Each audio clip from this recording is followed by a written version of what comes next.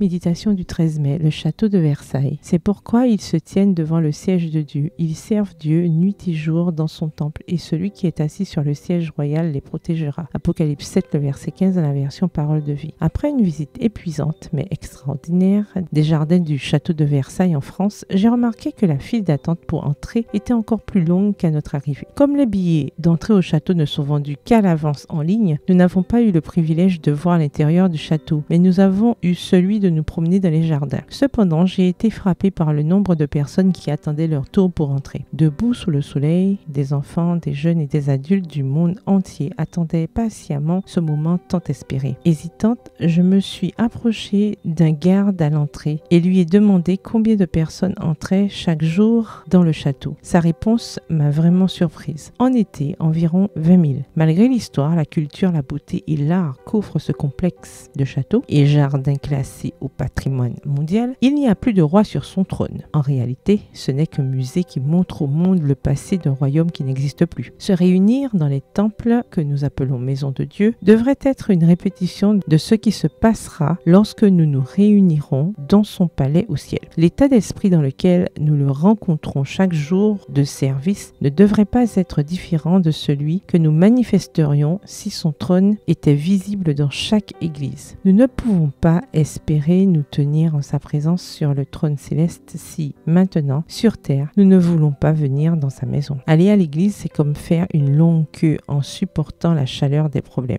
les gouttes des soucis, la froideur de certains cœurs ou la faim et la soif, mais en conservant patiemment la certitude que le moment viendra où nous pourrons entrer dans le palais céleste pour voir le roi. Ne sortons pas de la queue, car le moment est de plus en plus proche. Nous ne trouverons pas un simple musée d'antiquité, mais il y aura pour chacune de nous des cadeaux nouveaux et merveilleux que le roi prépare pour nous.